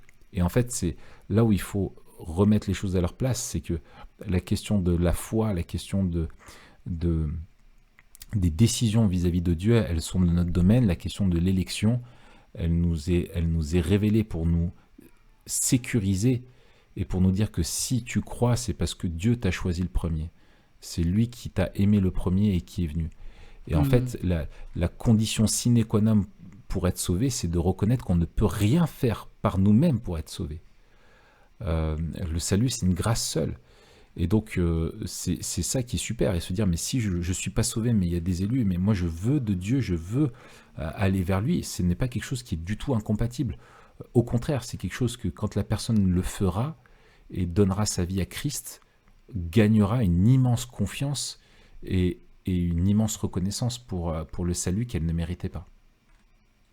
Et de toute façon, personne ne prie en croyant à l'élection conditionnelle, en disant Dieu, tu m'as choisi, mais tu as bien fait parce que moi aussi, je t'ai choisi le premier et merci de m'avoir choisi en retour. Et heureusement que c'est moi qui suis venu vers toi pour être sauvé. Non, le salut, c'est une grâce pure. Ouais, tout à fait. Eh bien, on peut venir maintenant, si tu veux, à des questions d'implication sur notre vision du monde et comment est-ce que cela, ça nous aide à vivre en étant memento moriesque. Tout à fait. Alors, quelle est selon toi justement la principale, peut-être la première, la plus importante implication pour notre vision du monde biblique? Alors, je ne reviens pas bien sûr sur la question de la souveraineté, sur le fait que tout est entre les mains de Dieu, mais une application sur une façon de vivre, c'est pour moi la question de l'humilité. Je te cite ce que dit Spurgeon dans ses lectures to my students. Il dit « Je crois dans la doctrine de l'élection parce que je suis certain que si Dieu ne m'avait pas choisi, je ne l'aurais jamais choisi moi-même. Et je suis sûr qu'il m'avait choisi avant ma naissance, sinon il ne m'aurait jamais choisi après. Et il devait m'avoir choisi pour des raisons que j'ignore, parce que je n'arrive pas à comprendre en moi-même pourquoi il a jeté son regard sur moi avec cet amour particulier. Et je trouve que cette doctrine, justement dans notre vision du monde, elle nous pousse à laisser Dieu être Dieu de notre salut et de l'histoire, Et, euh, et quand on ouvre les yeux sur notre condition humaine, sur notre vie, nos choix, et qu'on se rend compte que tout n'est dû qu'à sa grâce, être un chrétien et être orgueilleux, c'est totalement un non-sens. C'est totalement un non-sens parce on ne mérite rien et que tout est grâce. Excellent. Donc voilà la première. Et toi, la plus importante que tu dirais? Euh, la plus importante, je dirais que dans la vie du chrétien, c'est la gratitude. Ça, c'est pour Ouais, ton journal de gratitude. Pour tous les jours, tu as déjà une entrée qui est prise en fait. ouais, c'est ça. C'est la reconnaissance d'avoir été sauvé. Ça vient avec l'humilité. Euh, En fait, l'humilité, la reconnaissance vont de pair, mais avec la doctrine de l'élection, euh, on reconnaît justement que tout n'est que grâce. Et que si il n'y a rien qui en nous pouvait motiver Dieu à nous sauver, alors en fait, il n'y a que sa grâce qui explique. Et c'est d'ailleurs Ouais. ce que dit Paul dans Éphésiens, hein, Mm, mais dans son grand amour. Dieu mm, nous a sauvés par grâce. C'est vraiment le développement avec les trois premiers versets qui montrent à la voix active tout ce que l'homme faisait, qui l'éloignait, qui le destinait à la mort, à la condamnation. Et en même temps, à partir du verset 4, le mais mm, Dieu et cette description majestueuse du salut par grâce et par grâce seule, à la voix passive, c'est Dieu qui fait. C'est Dieu qui mm, nous sauve par grâce. Nous avons été sauvés, nous avons été unis à Christ, mm, nous avons été ramenés à la vie, nous sommes assis, etc. mm, Et en fait, euh, quand on considère la doctrine de l'élection, elle nourrit notre reconnaissance et notre adoration en disant mais Seigneur, quelle grâce, quel privilège que, que, que justement, comme tu disais, tu es jeté ton regard sur nous, que tu es décidé dans ton amour de nous sauver. Et tout ça, ça ne vient que de toi. mm, Il n'y a rien en moi qui pouvait expliquer cela, rien en moi qui pouvait le motiver, et c'est ta grâce seule. mm, Et donc là, encore une fois, la doctrine de l'élection, elle magnifie la grâce de Dieu et elle nourrit notre adoration. mm. Euh, je- je- Quand on a oublié un petit peu ou quand on est blasé par l'évangile, cette doctrine de l'élection, elle nous met devant ce que Dieu a fait. Et ouais, ça nous fait du bien, je trouve. Ouais. Et, et, et pour continuer dans ton sens, euh, comme au niveau de la reconnaissance, la joie, de l'adoration que ça suscite, c'est qu'on voit dans la Bible que Dieu ne choisit pas des numéros, il choisit de sauver des personnes pour en faire ses enfants. On a été élus avant la fondation du monde pour être adoptés, dit Paul dans Éphésiens au chapitre 1. Et en fait, Dieu a choisi personnellement. Enfin, c'est un choix de personne. C'est pas que Jésus est mort pour hypothétiquement pour des gens et que derrière, bah, ceux qui sont sauvés, bah, du coup, sont ceux qui sont choisis. Non, c'est l'inverse. Il choisit d'abord. Et il m'a choisi, moi. Il t'a choisi, toi. Et toi, et toi, et toi, et toi. Tu vois, et ça te renvoie à dire, mais attends, mais moi, mais pourquoi moi en particulier, quoi. Et je trouve que c'est ouais, quelque chose qui, qui, qui est profondément, euh, profondément touchant, parce que c'est pas quelque chose d'impersonnel, c'est quelque chose de personnel, euh, et qui encourage à persévérer. Parce que s'il nous a choisi en connaissant d'avance nos errements, notre infidélité, notre hypocrisie, notre froideur, voilà, tous nos manquements, bah, il a néanmoins choisi de nous sauver. Et ça participe vraiment à dire que bah, en fait, le salut ne dépend aucunement de moi, mais de lui, quoi. Et ça, je trouve que ça renforce aussi notre foi et ça donne nous dire bah, que, en fait, oui, on n'a pas le choix d'abandonner Dieu, quoi. C'est lui qui nous tient dans sa main et qui nous a choisi avant la fondation du monde. C'est même pas une option pour nous.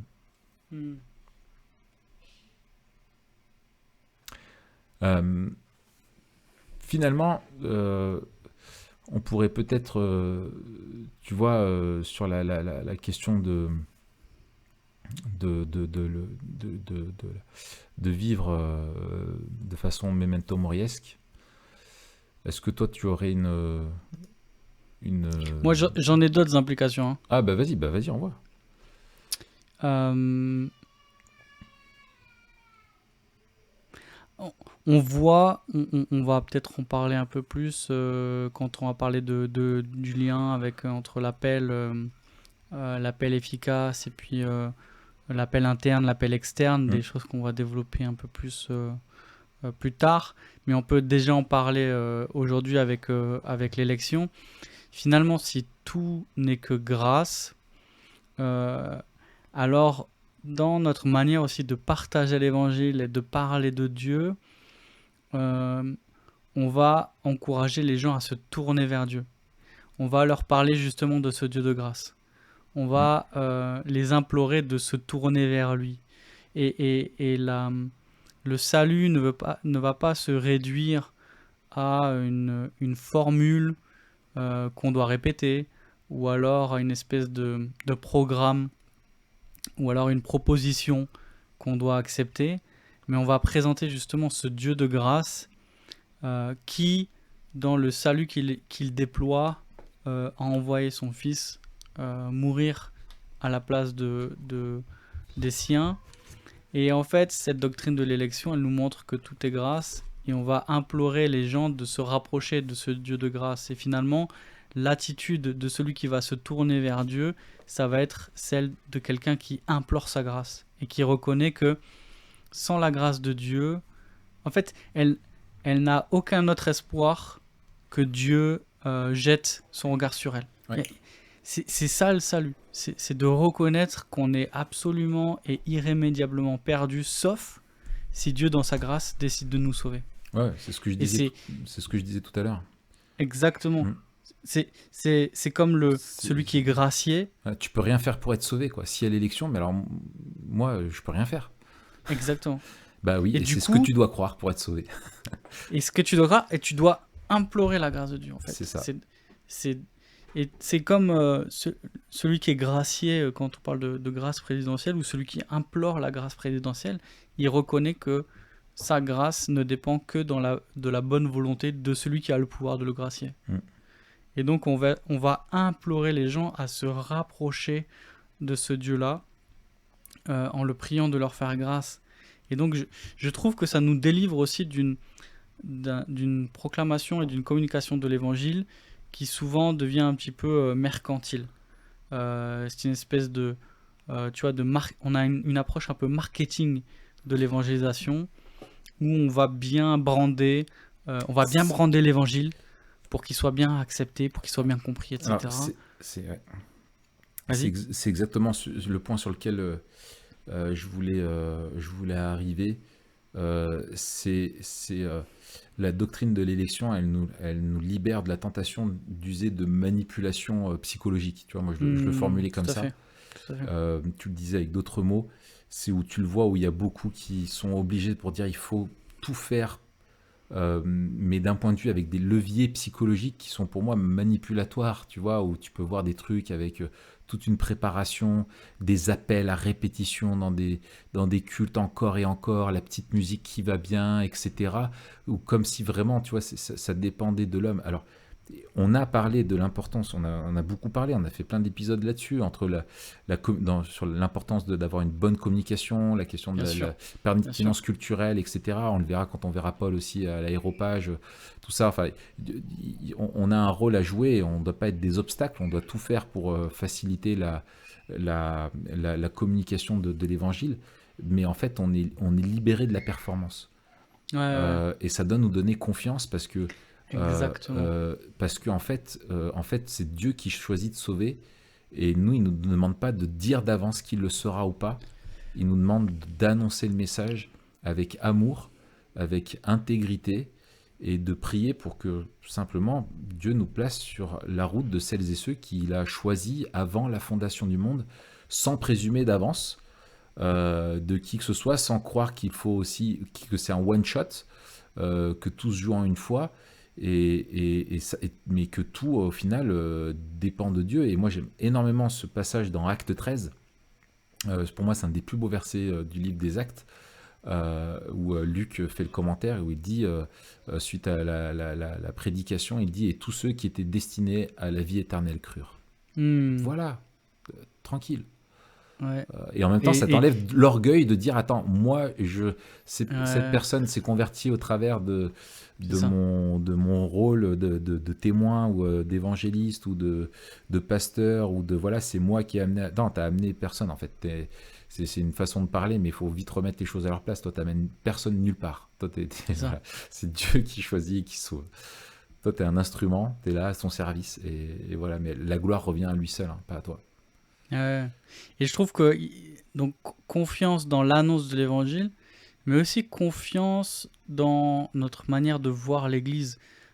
Tu parlais de ce passage dans Actes, il me semble que Luc répète aussi à plusieurs reprises que le Seigneur ajoutait à l'Église Ouais, ceux qui étaient sauvés.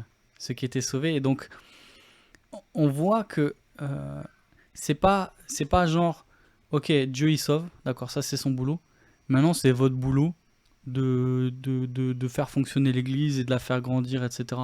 Et je trouve, particulièrement en tant que pasteur, mais aussi plus généralement en tant que disciple, parce qu'on a tous un rôle à jouer dans l'édification de l'Église. Un râle. Un rôle. Oui. On a tous un rôle à jouer dans l'édification de l'Église. C'est Dieu qui ajoute et c'est Dieu qui fait croître et c'est Dieu qui construit son Église et c'est Dieu qui la protège.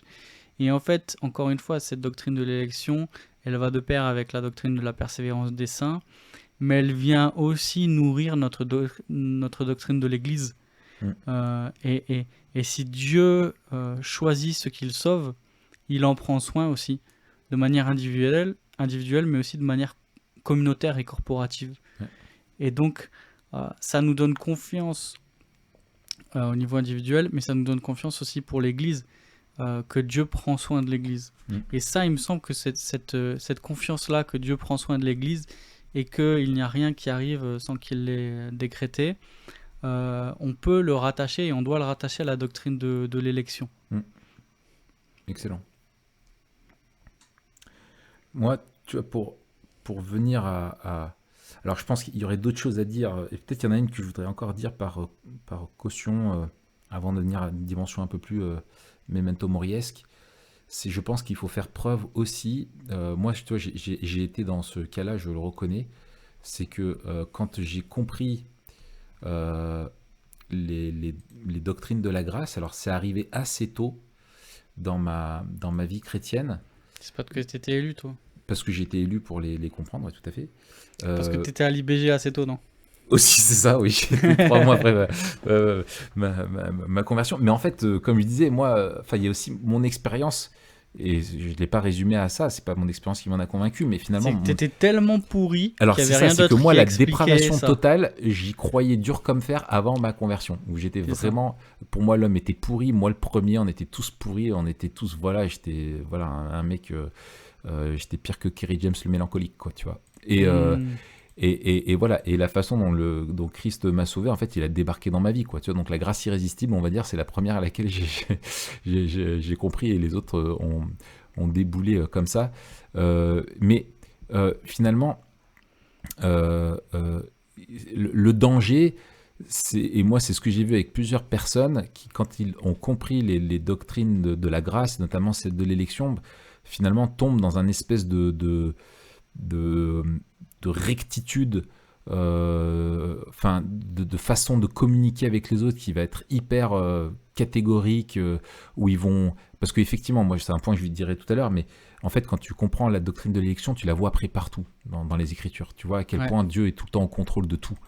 Et finalement, il y a un côté un petit peu d'un zèle qui est renouvelé et qui part, et où on peut manquer de sagesse et de douceur dans la façon d'en parler. On peut Parce que manquer comme on de l'a grâce voilà, dans les manquer de doctrines de la grâce. grâce. Et ça rejoint ce que je disais, c'est pas parce qu'une doctrine est juste que la façon dont on l'applique est nécessairement juste.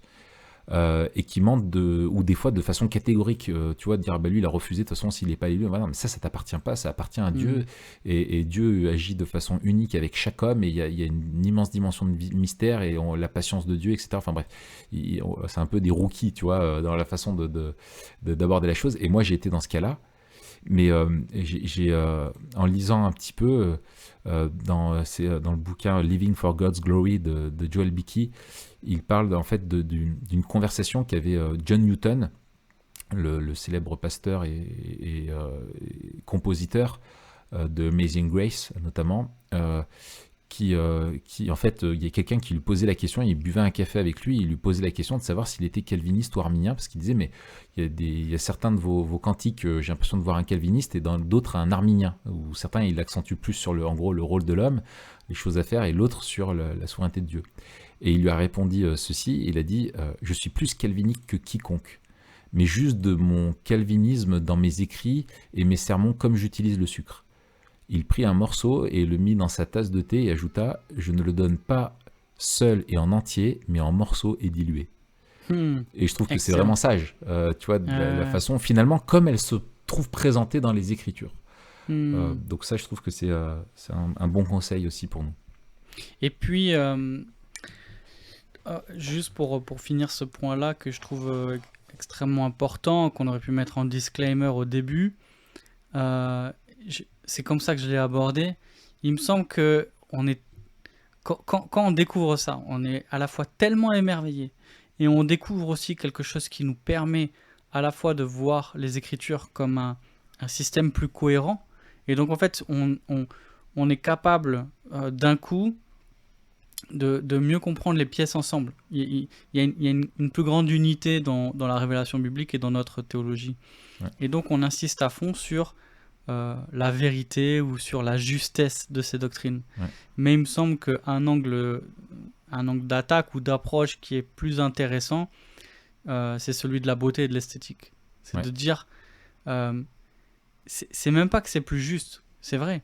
C'est même pas que c'est plus fidèle à l'écriture, c'est vrai. C'est que c'est plus beau en fait. Ouais.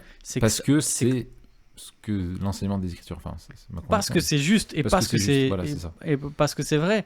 Mais je veux dire, on doit pas on l'accepte, et peut-être qu'on a une approche, et ça c'est aussi une approche tu vois, souvent qu'on retrouve dans nos églises. On a une approche extrêmement intellectuelle aussi de la doctrine, de la théologie, même de la vie chrétienne. Mais là, de dire, mais non seulement c'est vrai, non seulement c'est juste, mais c'est beau en fait. C'est beau parce que, non seulement c'est beau parce que c'est plus proche de la réalité, donc il y a une cohérence externe. C'est beau parce que c'est plus proche de la vérité révélée, il y a une cohérence interne à l'écriture.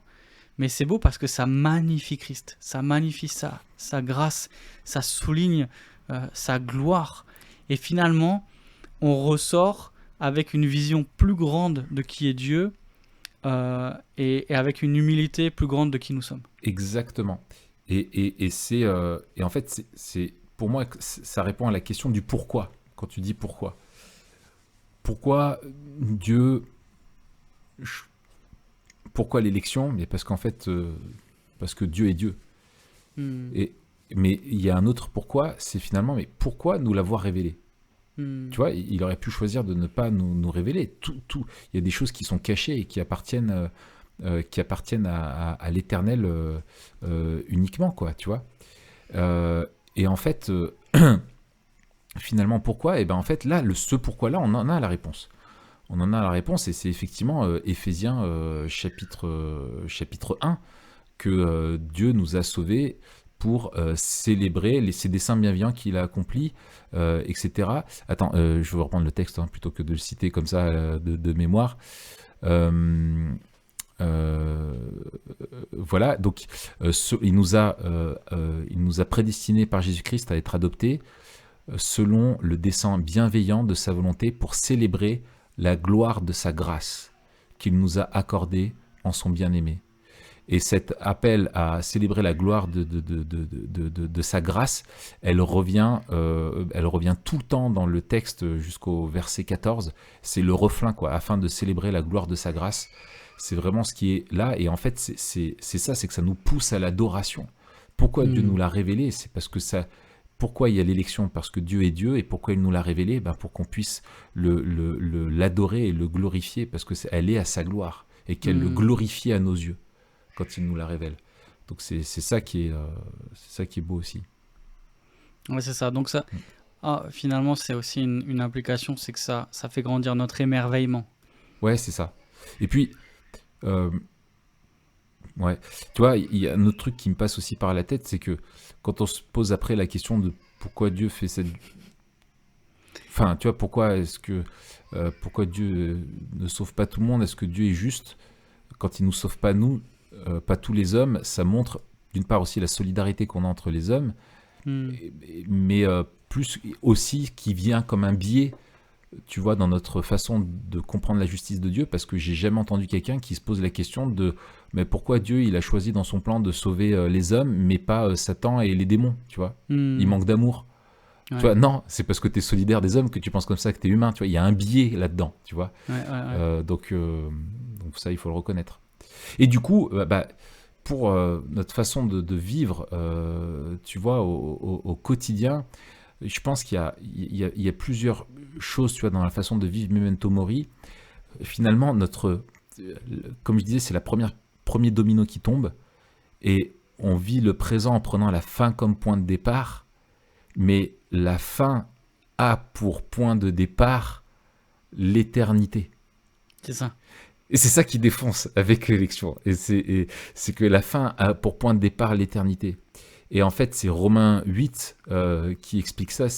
Il dit, nous savons du reste que toute chose coopère au bien de ceux qui aiment Dieu, de ceux qui sont appelés selon son dessein. Donc l'élection, hein, car ceux qu'il a connus d'avance, il les a aussi prédestinés à être semblables à l'image de son Fils, afin qu'il soit le premier-né d'un grand nombre de frères. Et ceux qu'il a prédestinés, il les a aussi appelés. Et ceux qu'il a appelés, il les a aussi justifiés. Et ceux qu'il a justifiés, il les a aussi glorifiés. Et il pointe de l'éternité passée jusqu'au télos de Dieu, qui est la glorification. Et on voit qu'il y a zéro perte dans tout ça. Et finalement, ma vie, non seulement elle ne s'arrête pas à ma mort, mais elle ne commence pas à ma naissance. Elle s'inscrit dans le plan et le projet de Dieu qui remonte à toute éternité et qui a pour finalité sa gloire éternelle, quoi. Donc ça, je trouve que c'est quelque chose de merveilleux. Exactement. Et ça nous permet encore de rappeler, hein, quand on parle de Memento Mori, on parle de visée eschatologique. Ouais. Mais quand on parle d'eschatologie à Memento Mori, on n'est pas en train de parler des détails du millénium et de chronologie. On est d'abord en train de parler de la fin que Dieu a fixée, du but qu'il a fixé pour l'humanité. Et là, on voit qu'en fait, notre eschatologie, elle est ancrée dans le décret de Dieu. Et que l'eschatologie, l'éternité future, elle a pour point de départ l'éternité passée. Que avant la fondation du monde, l'eschatologie, elle s'ancre dès avant la fondation du monde dans le décret de Dieu. Ouais. Et donc en fait, c'est ultra memento mori de parler d'élection, parce qu'en fait, tout ce qui va être déroulé dans l'histoire et la manière dont Dieu révèle son plan de rédemption et le déroule s'enracine dans ce décret avant la fondation du monde de Dieu. Et donc en fait, déjà vivre Memento Mori, c'est s'inscrire dans une histoire qui ne se déroule pas à l'aveugle, où Dieu est dépourvu, doit anticiper et doit à chaque fois contrecarrer, réagir au plan des hommes. Mais on s'inscrit dans une histoire en fait qui est déterminée d'avance, et bien qu'elle soit déterminée, dans laquelle Dieu nous demande d'agir en nous donnant la responsabilité de le faire, et aussi un agir libre. Et il nous demande de prendre part à cette histoire-là. On en a parlé la dernière fois quand on a parlé de l'Éden comme temple, de cette responsabilité qu'il donne à l'homme. Et c'est une responsabilité qui est réelle et qui est grande. Il confie la création à l'homme et il lui demande de la remplir de sa gloire. Et donc en fait, il confie à l'homme aussi d'accomplir le but qu'il a lui-même fixé, de venir préparer la terre pour que Dieu vienne y habiter. En fait, c'est ça qu'il confie à l'homme en Éden. Il dit « Préparez-moi la terre pour que je puisse venir et que ma gloire demeure au milieu de vous. » Et ça, c'est son but. C'est le but eschatologique. Et on le voit que dès le début, c'est présent. Et ce décret de l'élection, en fait, c'est ça dès le début. Donc en fait, on se rend compte que en réfléchissant à ces doctrines de la grâce, on est en train de réfléchir à quelque chose de bien plus large qu'une espèce de simple catégorisation de la doctrine du salut, de la rédemption, etc. On est en train de réfléchir à notre vision du monde et à notre vision de l'histoire. C'est ça. Et que, c'est ça, c'est une vision du monde encore, et que Dieu a planifié le succès, il est au contrôle de son plan de rédemption. En vertu de quoi ? De sa grâce souveraine, uniquement, indépendamment de quoi que ce soit d'autre. Parce que Dieu est Dieu, et ça rejoint aussi, on n'a pas fait le lien tout à l'heure, mais avec la doctrine de l'acéité de Dieu, et tout ça, dans le sens Dieu est indépendant et distinct de toute chose, et tout ce qu'il fait, c'est en lui-même et pour lui-même. Bon, écoute, sur mon compteur, on en est à 1h41. Ouais. Pas mal. Super. Ouais, petit score, quoi. On s'est dit la dernière fois en plus, la prochaine fois qu'on fait un épisode un peu long, comme ça on le coupe en deux. Ouais, ça en plus. On était dedans, là. On était dedans. On espère que vous n'êtes pas arrêté quand on a parlé un peu de trucs techniques et que vous avez persévéré jusqu'à la fin. On sait qu'il y en a 3 qui sont avec nous, hein. L'application. Nico, voilà, Laurent, on parle aux 3 qui écoutent jusqu'à la fin à chaque fois. Mais alors, peut-être, on vous laisse commenter. Le plus simple pour commenter, c'est sur SoundCloud. Mais vous pouvez aussi nous envoyer un mail, etc. Mais, sur le blog aussi, non ? Sur le blog. On serait heureux d'avoir vos retours sur est-ce que ce podcast, est-ce que cet épisode vous a aidé soit à mieux comprendre la doctrine de l'élection, soit à en voir peut-être la pertinence sous un autre jour. Tout à fait. Et bien, pour ceux qui sont là jusqu'au bout, on laisse un mot à écrire. Oui. Moi, je vous propose de laisser prescriptif. Prescriptif. Voilà. C'est presque iptif, pas tout à fait iptif, mais presque iptif. Ok. La semaine prochaine, Raph. La semaine prochaine, on va parler du discours de Romain à l'aéropage. De Paul. De Romain, oui, de Paul, oui, tout à fait. Ça y est, ça commence à fatiguer. Ça promet. Eh bien, à la semaine prochaine. À la semaine prochaine, Raph. Allez, salut à tous.